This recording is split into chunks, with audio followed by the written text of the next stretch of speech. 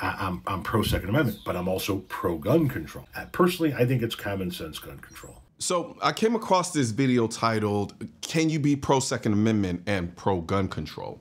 And honestly, I've never really tackled this head on before because on the surface, it sounds like one of those feel good, middle of the road ideas. But once you actually dig into it, the logic falls apart faster than a California gun registry. Now look, I'm not reacting to this to attack the guy personally. He seems reasonable. He's trying to have an honest conversation, and I respect that. But the idea that you can be pro Second Amendment and pro gun control at the same time, that's what I'm here to unpack. So what I'm gonna do is break down this video point for point. I'm gonna play a clip and then I'm going to give you my take on it. And if you're someone sitting on the fence about gun rights or maybe leaning towards the common sense gun control side, I want you to stick around because by the end of this video, you're gonna understand why those two positions can't exist in the same room without eventually turning on each other. Let's roll the first clip. From your point of view, do you think it's possible to be pro Second Amendment and pro gun control? It's a legitimate question. It's not ass nasty. It's not in an attacking manner. So I would hope that the people who follow my account don't attack this person, don't talk nasty to him. He's having an open and honest conversation. And that's what we encourage, right? I act like an asshole towards people who are assholes. Somebody like this is interested in having an open and honest conversation. So please treat them accordingly. Yes, you absolutely can be pro Second Amendment and pro gun control. I am. See, this is where the sleight of hand begins. You can be pro-gun and pro-gun control. Absolutely. You can love shooting at the range, own a Glock, keep a shotgun by the bed, and still say, I think we should ban AR-15s. But that doesn't make you pro-Second Amendment. That makes you pro-gun with conditions set by the government. There's a difference. The Second Amendment isn't a gun ownership permission slip. It's a restraining order on government overreach. The words "shall not be infringed" weren't added as decoration. They were the whole damn point. So when you start advocating for the same restrictions that the Second Amendment was written to protect against, things like registries, forced biometric locks, and subjective mental health evaluations, you're not being pro-Second Amendment. You're just being pro-government approved gun ownership. That's not the same thing. I am pro Second Amendment.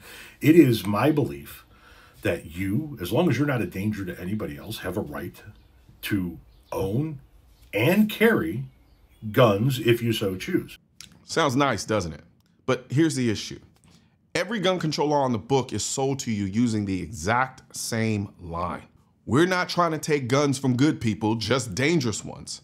So what do? They write laws that don't actually stop the dangerous people. They just make it harder for you, the law-abiding person, to exercise your right. You say the right to bear arms is for people who aren't dangerous. Cool.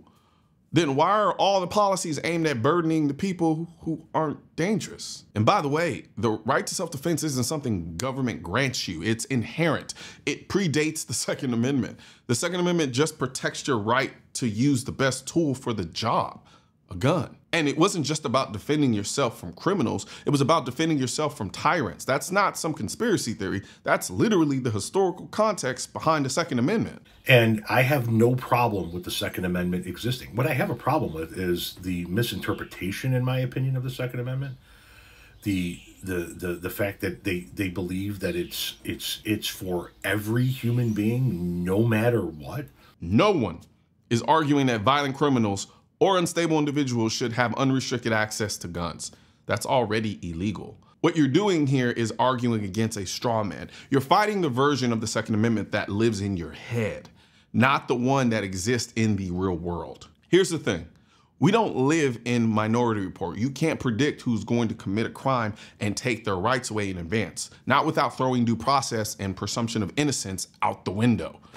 You say you don't want violent people to have guns. Cool. So do I, but guess what? They already can't. That's federal law. So the danger you're afraid of, that's not being prevented by new laws. It's being reacted to with restrictions aimed at the wrong people. I'm pro Second Amendment, but I'm also pro gun control. So what kind of gun control am I in favor of? Well, I'm in favor, first and foremost, of expanding background checks to include private sales so that we can attempt to capture as many gun purchases, gun sales, gun transactions within the background check system as humanly possible. Ah, yes, the classic gun show loophole Trojan horse. Let's be clear. If you buy a gun from a licensed dealer, even at a gun show, you go through a background check every single time. What they're really talking about is private sales. Me selling my gun to my homie. And guess what? That's my private property. And to enforce background checks on private sales, you need one thing: a national gun registry. And here we go again, back to the thing that violates the entire purpose of the Second Amendment. Registries always come before confiscation. That's not a theory, that's just history. I'm in favor of figuring out a way to get our mental health records included in our background checks. Sounds good in theory, responsible even. But who decides what mental illness disqualifies you? Anxiety, PTSD, postpartum depression? And what happens when the government or just one bureaucrat decides you are unstable because you posted something concerning online? Once again, a vague law becomes a powerful tool for disarmament, and it doesn't stop the people it's supposed to. It just gives the state another lever to pull. I'm in favor of a national gun registry. And there it is, the smoking gun, pun fully intended. If you've been listening this far and still think you can be pro-Second Amendment and support a national gun registry, I don't know what to tell you. Registries are how governments track and then eventually confiscate firearms. It's not paranoia, it's precedent. This isn't about keeping track, it's about setting the stage. I'm in favor of legislation that mandates that gun manufacturers have to put in biometric security systems in their guns as much as they humanly possibly can. Look, I think biometric guns are cool in theory. If you want one, go buy one. But mandating it, that's not safety, that's a kill switch. Because now the government can control whether your gun works or doesn't. That's not just a technological issue, that's a control issue. We've spent decades making firearms more reliable. Now you want to add technology that depends on sweaty fingerprints and a battery level? That's not smart, that's dangerous. I'm in favor of doing away with sales tax on the purchase of guns. That's not necessarily gun control, it's just a constitutional issue for me. I actually agree with that. Taxing a right is wrong. But here's the irony. You think a couple dollars in tax is unconstitutional, but biometric locks, mental screenings, and mandatory registries aren't? That's some selective outrage, if you ask me. I'm in favor of making it mandatory that people have to submit to annual continued training on their guns and annual continued mental health evaluations if they own guns. Training is great. I encourage it. But when you mandate it, you've turned a right into a privilege. And when you combine that with evaluations paid for by the government, reviewed by some board, what you've really created is a license system where only the compliant get access. So once again, who gets left out? The poor, the busy, the disenfranchised. You don't have a right if you can't afford to exercise it. People on the right are going to hear all of these things and they're going to go, that's fucking communism, that's an overreach, that's this, that's that. That's because it is. You're literally proposing policies that empower the government to restrict the very right that exists to stop government overreach. It's not just ironic, it's contradictory. Every single law you support flies in the face of the reason the Second Amendment exists. Personally, I think it's common sense gun control. I think that if you're not doing anything wrong, you shouldn't fear having your gun on a registry. I think if you're not doing anything wrong, you shouldn't fear having to undergo mental health evaluations every year to make sure that you are of sound mind in order to continue to own a gun. Tell that to disarmed citizens in the history books. Tell that to the people who trusted their government right up until the knock on the door. The Second Amendment isn't about trusting the government. It's about never having to. If you're okay with the government keeping a list of who owns what and when and how and why, you're not pro-Second Amendment. You're pro-gun, as long as the state says it's okay.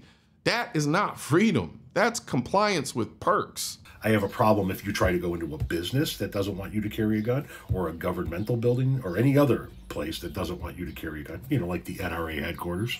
I'm with you on this one. Private property rights matter. If a business doesn't want guns on their premises, that's their choice. But let's not pretend that agreeing on that one point validates all the overreach before it. Because at the end of the day, what you support isn't liberty, it's licensed permission. I am pro-Second Amendment and pro-gun control. The two can exist at the same time. So here's the truth. You can be pro-gun and pro-gun control. That's fine, lots of people are. But you can't say you support the Second Amendment while pushing for every policy that undermines it. That's like saying you support free speech as long as the government approves your message. Being pro-Second Amendment means understanding that rights don't come from the government. They're protected from the government. The more control you give them, the less freedom you have. And if you're in the middle, if you're watching this trying to make sense of the debate, remember this. The Second Amendment wasn't written for duck hunting. It was written so that you would never have to ask for permission to defend yourself, your family, or your freedom. No matter how reasonable the control sounds, if it requires government permission, it's not a right. It is a privilege. And I don't need permission to be free. And you also don't need permission to head over to shop.mrcolionnoir.com and pick up your Defend America t-shirt, the hats, the hoodies, the drinkware. We also have these awesome in-ear wireless Bluetooth hearing protection that allow you to take phone calls while still protecting your hearing and allowing you to hear everything that's going on around you with these 8KT1 blackouts. So head over to the link in the description section of this video and check out all of the merch, all of the gear, all of the good stuff. One thing's for certain and two things are for sure. Politicians and tech giants don't want gun content to be recommended to you. And we're all fighting this culture war together. Now you can help do your part by liking, commenting, subscribing to the channel, but most importantly, sharing this video with at least one person. Together we can stop the suppression of our 2A rights. And don't forget to click the link in the description section of this video for the products that I mentioned in this video.